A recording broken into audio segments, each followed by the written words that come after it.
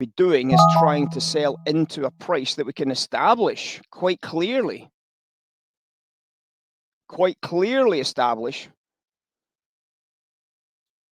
that this is going to be a macro sell. Would you agree that that's a macro sell?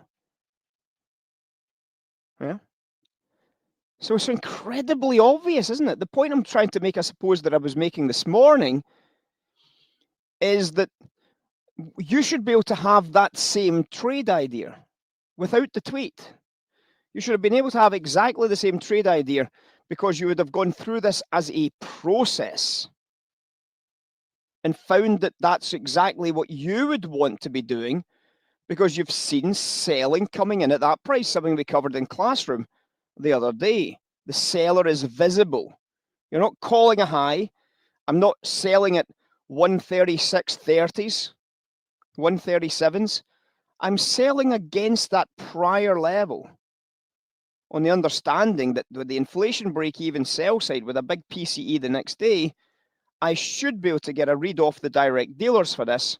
I did get a read off the direct dealers for this, and it was worth nearly $2,000 per contract just because I got a read off the direct dealers. Nearly $2,000 a contract. Like it? Don't like it? Doesn't make any difference. At least you understand it. If you didn't want to take a trade, you didn't take a trade. I made a fortune on that trade. Absolute fortune.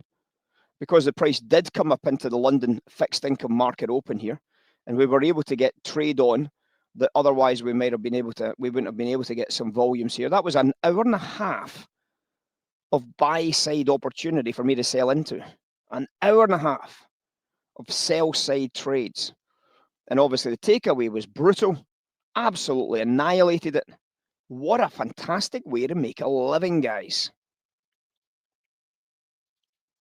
Absolutely brilliant trade.